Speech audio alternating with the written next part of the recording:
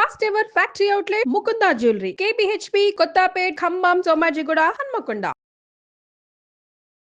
నమస్తే రమగారు. నమస్తే జయ. రమగారు, ఏదైనా మంచి కథ చెప్తారా? ఒక ఊళ్ళో ఒక గోపయ్య అని ఒక కుర్రాడు ఉన్నాడు. ఒక అవ్వ వాడు. ఈ పిల్లవాడు కొంచెం అమాయకుడు, అంటే మెతకవాడు. నిలదీసి అడగడం, ఏదైనా తేడా వస్తే తనడానికి రావడం, అలాంటి వ్యవహారాలు లేవు.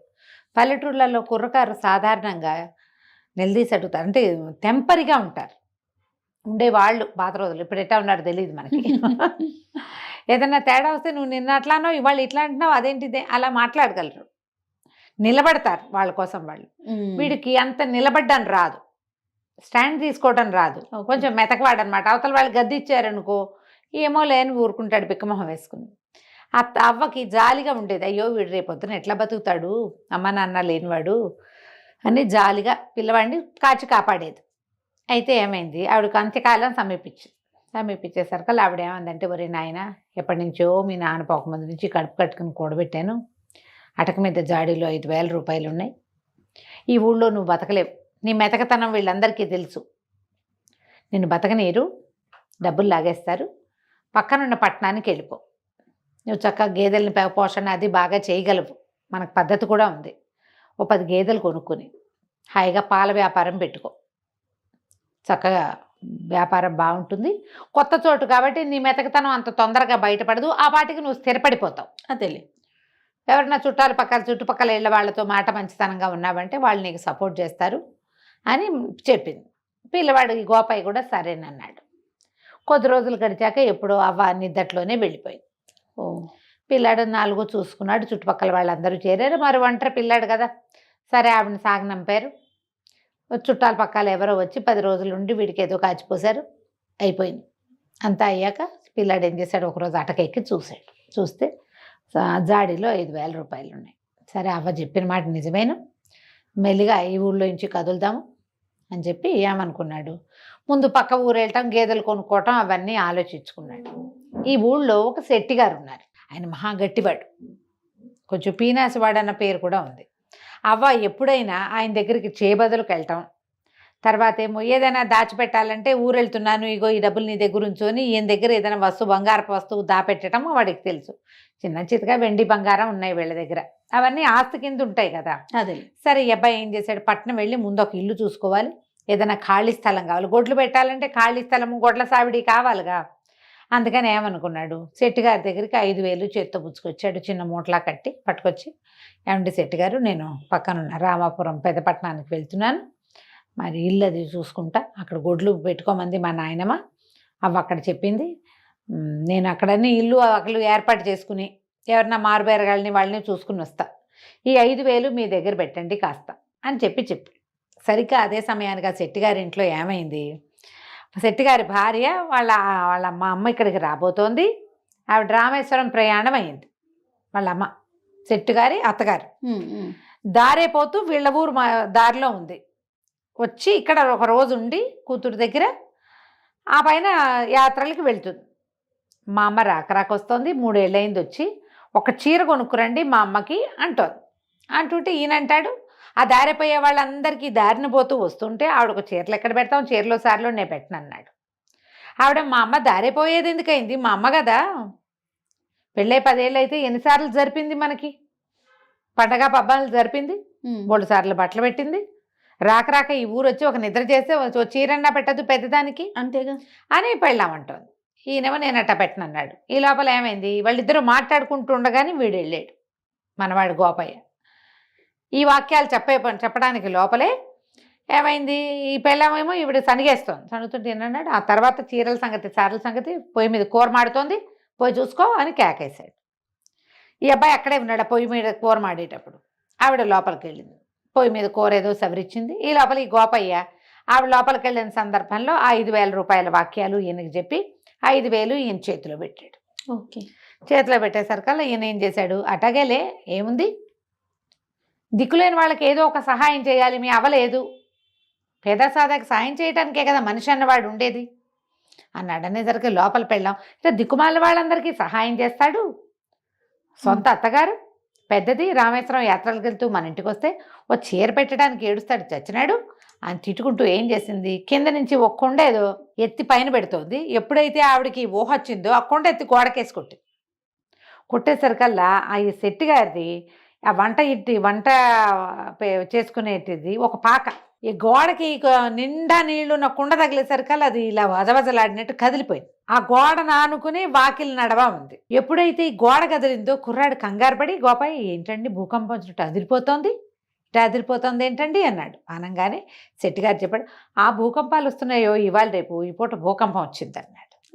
కుర్రాడు ఏం గుర్తు పెట్టుకున్నాడు, భూకంపం వచ్చిన రోజు శెట్టి గారికి డబ్బు ఇచ్చానని పెట్టుకున్నాడు. సరే వెళ్ళొస్తానండి అంటే క్షేమంగా వెళ్ళి లాభంగారా, మెల్లిగా నిదానంగా చూసుకునిరా, 4 చూసుకున్నాకరా, నీ డబ్బులు ఎక్కడికి పోవు, నేను ఇస్తానన్నాడు అనేసి పంపించేసాడు. ఈ గోపయ్య పక్కనున్న పట్టణానికి వెళ్ళాడు. వెళ్ళి ఓ ఇల్లు వాకిళ్ళు వెతికాడు. అదే ఇవ్వబడను అని చెప్పిన అన్ని ఇళ్ళు చూడగా ఏవీ కుదరలే. బాగా చీకటి పడే వేళకి చుట్టాలింటికి పోయి పడుకున్నాడు. 3, 4, 5, 6 రోజులు తిరిగాడు. తిరగగా ఒకరోజు ఊరికి పెడగా ఉన్న ఒక ఇండిపెండెంట్ ఇల్లు ఈ అబ్బాయికి కనపడింది. కొంచెం పెడగా ఉంది, దాని పక్కన పెద్ద ఖాళీ స్థలం కూడా ఉంది. ఉంటేనే ఈ అబ్బాయి పోయి వాళ్ళ ఇంట్లో అడిగాడు, ఏమండి అద్దెకిస్తారా ఏమిటి అంటే, సరే ఎవరు ఏమిటి కనుక్కుని, ఎవరు లేరండి, గేదెల వ్యాపారం పెడదాం అనుకుంటున్నా, ఈ పక్క ఖాళీ స్థలం కూడా ఇస్తానంటే నేను దిగుతానండి పక్క వాటాలు అన్నాడు. అదొక 3 గదుల వాట. ఆయన కూడా ఏం ఊరు ఏమిటి సేమ్ కులం అవి తెలుసుకున్నాడు.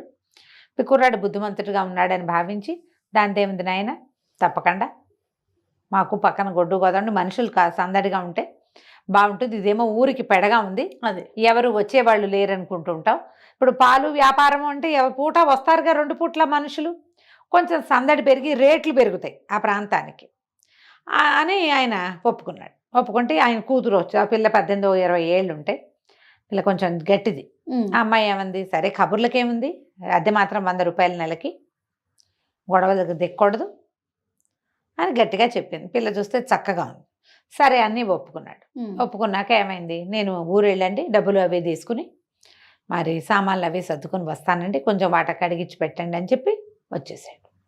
ఇంటికి వచ్చి మర్నాడు ఇక్కడ సామాన్లు అవి ఇవి సర్దుకుని రేపొద్దున ఊరు వెళ్తాననగా ఇవాళ శెట్టి గారి ఇంటికి వెళ్ళాడు. శెట్టి గారు నమస్కారం అండి, రామాపురంలో అన్నీ ఏర్పాటు చేసుకొచ్చాను, మరి గేదెల బేరగాళ్ళు కూడా దొరికారు, ఒక 8 గేదెలకి బేరమైందండి, మీరు డబ్బు ఇప్పిస్తే నేను వెళ్ళి పని చేసుకుంటానండి, రేపు వెళ్ళిపోతున్నానండి అన్నాడు. ఎంత కావాలో అని అడిగాడు ఆయన. ఎంత కావాలి ఏంటండి, నేను మీ దగ్గర పెట్టిన డబ్బు ఇచ్చేయండి అన్నాడు. నువ్వు నా దగ్గర ఏం పెట్టావు అన్నాడు ఆయన. అనేసరికి కుర్రాడు నిర్ఘాంతపోయాడు. అదేంటండి 5,000 రూపాయలు మా అవ్వ అటక మీద జాడీలో పెట్టినవి నేను మీకు తెచ్చిస్తాను కాదు, ఫలానా రోజు నేను ఊరెళ్ళే రోజు, నేను రామాపురం వెళ్ళేటప్పుడు మీ ఇంటికేగా తొలిగా వచ్చాను అనేసరికి అలా ఆయన అన్నాడు, అవురవరా నా దగ్గర డబ్బులు పెట్టడం ఏమిటి, నువ్వు అవ్వమన్నాడు నాకు అంతే తెలుసు, రామాపురం వెళ్ళొస్తానని చెప్పావు అంతే, నువ్వు మా ఇంటికి రాలేదు, నాకు డబ్బులు ఇవ్వలేదు. కాదండి ఆ రోజు భూకంపం వచ్చిన రోజు అండి అన్నాడు. భూకంపం రావటం ఏమిటి అని ఆయన కేకలు పెట్టాడు. చుట్టుపక్కల అందరూ చేరారు. వీడు మెల్లిగా మాట్లాడుతున్నాడు. డబ్బులు తీసుకునే వాళ్ళు గట్టిగా ఎందుకు అరుస్తారు, డబ్బులు ఉన్నాయని అందరికీ తెలిసిపోతుంది, అదే కదా, ఇవ్వదలుచుకోని వాడు ఎంతైనా అరుస్తాడు అంతే. ఆయన పెద్ద పెద్ద కేకలు పెట్టాడు. చుట్టుపక్కల 5, 6 గురేళ్ల వాళ్ళు చేరారు. పల్లెటూళ్ళు ఏమిటి దగ్గరగా ఉంటాయి వీళ్ళు. ఏమిటి అన్నారు. వీడు చూడండి అవగారి మనవడు గోపయ్య భూకంపం వచ్చిన రోజు నాకు డబ్బు ఇచ్చానంటాడు, భూకంపం ఎక్కడొచ్చింది మన ఊళ్ళో అనేసరికి అందరూ కేకలేశారు. అదేమిట్రా అబ్బాయి మతిపోయినట్టు మాట్లాడుతూ, భూకంపం ఎప్పుడు వచ్చిందంటే, వచ్చిందండి ఆ రోజు భూకంపం అంటాడు. ఏం కలగన్నావో అని అందరూ ఎక్కిరిచ్చారు. మా అవ్వ 5,000 దాచిందని ప్రచారం చేయకూడదన్న ఇంగితం ఉంది కుర్రాడికి, కానీ ఇప్పుడు చెప్పక తప్పటల్లా ఏం చెయ్యాలో తెలియలే, ఎంత బతిమాలినా బామల్ని ఆయన ఒప్పుకోలే, నువ్వు నాకేం ఇవ్వలేదన్నాడు. అనేసరికి ఇక ఏం చేస్తాడు, ఏడుపు మొహంతో వెనక్కి తిరిగి వెళ్ళిపోయాడు. ఇంకిప్పుడు ఏం చేస్తాడు, పట్నం వెళ్ళి మళ్ళీ సాయంకాలం కాళ్ళు ఈడ్చుకుంటూ పట్టణానికి వెళ్ళాడు. వెళ్ళి వాళ్ళ ఇంట్లో చెప్పాడు. ఆ పెద్ద ఆయన ఆ కూతురు పేరు తరంగిణి, నేను మోసపోయాను, ఆయనకి 5,000 ఇచ్చా, ఆయనేమో ఇవ్వలేదు, ఇంత ఇట్టాడు పని చేశాడు, ఆ డబ్బులు ఏంటి, నేను ఈ గేదెలు ఎట్లా కొను, మీకు ఇంటికి డబ్బెట్టా ఇస్తాను, 4,000 గేదెలు ఖర్చు పెట్టుకుని ఒక 1,000 రూపాయలు పెట్టుకుని నేను ఇక్కడ బతకాలి కదా ఈ ఊళ్ళో, నా దగ్గర ఇంకేం లేదు ఆయనేమో ఇట్లా చేశాడు, మా ఊళ్ళోనే మట్టి పీసుకునో పేడెత్తుకునో బతుకుతాను, ఇంకేం చేస్తాను, వెళ్ళొస్తానండి, మీ ఇల్లు అద్దెకి తీసుకోనని చెప్పడానికి వచ్చాను, మీరు నా కోసం చూస్తారు కదా అని అనుకుని అనేసరికల్లా అయ్యో ఆయన జాలి పడ్డాడు ఆ ఇంటి ఆయన. అయ్యో పాపం ఎంత కష్టం వచ్చింది అయ్యా, భలే మోసం చేశాడే వాడెవడో దుర్మార్గుడు, నిన్ను జాగ్రత్తగా బతుకునాయన అమాయకుడివి అన్నాడు. అనేసరికల్లా పిల్ల లోపల నుంచి మజ్జిగ తీసుకుని లోపల నుంచి వస్తూ, అదేమిటి నాన్న, దిక్కపోతే దిక్కపోయాడు, మన ఇంట్లో దిక్కపోయినా నష్టం లేదు, కానీ ఇతను పోగొట్టుకున్న డబ్బు మాత్రం ఇప్పించాలి కదా, అతను అమాయకుడు పోగొట్టుకున్నాడు, మనం తెలివి వాళ్ళం కదా అని ఒక ప్లాన్ చెప్తానని ఐడియా చెప్పింది. ఈ ఐడియా ప్రకారం మర్నాడు 2 రోజుల తర్వాత 1-2 రోజుల తర్వాత ఆ ఇంటి ఆయన ఈ తరంగిణి వాళ్ళ నాన్న ఓ రేకు పెట్టె పుచ్చుకుని గోపయ్య వాళ్ళ ఊరు వెళ్ళాడు. వెళ్ళి ఈ శెట్టి గారింటికి వచ్చాడు. శెట్టి గారింటో దండం పెట్టాడు.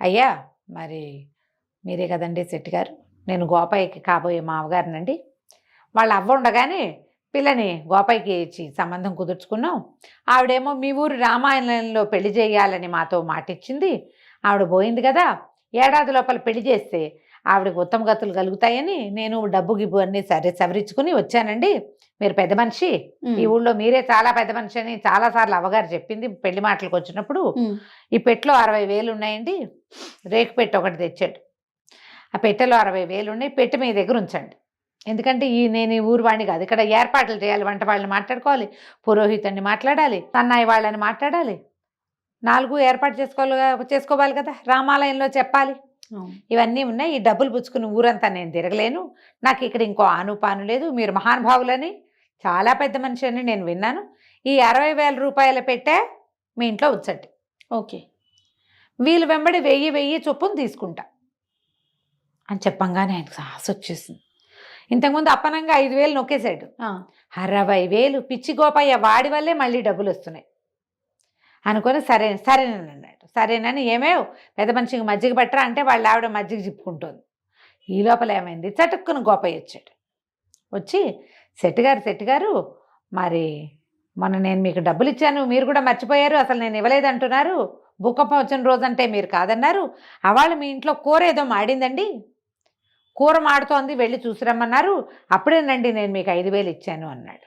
అనగానే శెట్టి గారి గొంతులో వెలక్కాయ పడింది. ఇప్పుడు డబ్బులు లేవు అని అనడానికి వీల్లేదు, కాదు అంటానికి వీల్లేదు. అనగానే ఏం చేసాడు, కొంచెం తిప్పుకొని ఆ భుజం మీద చెయ్యేసి, నాకు గుర్తుందయ్యా భలేవాడివి, నీ డబ్బులు నాకెందుకు, నాకు జ్ఞాపకం ఉంది, కాకపోతే ఆ రోజున నువ్వు ఎప్పుడైతే 2 రోజుల క్రితం, నిన్న కాక మొన్న కదా వీడొచ్చాడు డబ్బుల కోసం, నువ్వు వచ్చినప్పుడు ఓ జూదరి, ఓ తాగుబోతువాడు, ఒక ఏమంటారు ఇల్లు కట్టుకునేవాడు, 3 సిద్ధంగా ఉన్నారు డబ్బుల కోసం, నీ డబ్బులు నా దగ్గర ఉన్నాయని తెలిస్తే నేను నీకు డబ్బులు ఇస్తే నేను వాళ్ళకేమి ఇవ్వటల్లా, వాళ్ళు నీ వెంట పడతారని నువ్వు డబ్బు పోగొట్టుకుంటావు, అమాయకుడివి, మీ అవ్వేమో నా చేతిలో పెట్టింది నిన్నని నేను అప్పుడు ఇవ్వలేదంతే, మళ్ళీ కబురు చేసి ఇద్దామనుకుంటున్నా, నేను ఏదో పనిలో పడ్డాను చూడు ఉండు అని వాడిని గోపయ్యను నుంచోబెట్టి అలా లోపలికి వెళ్ళి 5,000 పట్టుకొచ్చి ఇచ్చాడు. గోపయ్య లెక్క పెట్టుకున్నాడు, మూట కట్టుకోగానే మావగారు లేచి నుంచున్నాడు. అదే సంగతి, ఈ అబ్బాయి పెళ్ళి ఇప్పుడు వద్దండి అంటే ఏమిటో అనుకున్నాను, ఇంత మెతకవాడికి నేను పెళ్ళనివ్వనండి, అసలు పెళ్ళే క్యాన్సిల్, పెళ్ళి లేదు ఏం లేదు, ఇప్పుడు మొన్న మీరు డబ్బులు ఇవ్వకపోతే వీడు తిరగబడి మీ మీద పడి కొట్లాడలేదంటే ఏమిటి అర్థం, ఇంత మెతకాలుడు వద్దండి మాకు, అది పెళ్ళి లేదు ఏం లేదు, నేను వస్తానంటే అని పెట్టపుచ్చుకుని వెళ్ళిపోయాడు. డబ్బులు పుచ్చుకుని గోపయ్య బయటకు వెళ్ళిపోయాడు, పెట్టపుచ్చుకుని పెద్ద మనిషి బయటకు వెళ్ళిపోయాడు. 5,000 పోయి 60,000 పోయినాయి. అది ఆయన నోరు తెచ్చుకుని చూస్తూ ఉండిపోయాడు. వీళ్ళిద్దరూ అదే ఒకే దారిలో నడిచెళ్ళి గోపయ్య వాళ్ళ ఇంటికి వెళ్ళి కాస్త 4 సామాన్లు సర్దుకుని ఆ గోపయ్యకి సహాయం చేసి బరువుగా ఉన్న పెట్టి తీసుకెళ్తుంటే ఆయన దిగులుగా చూసేట, బెట్లో ఏం లేవు, మామూలు బట్టలు పెట్టుకొచ్చారు.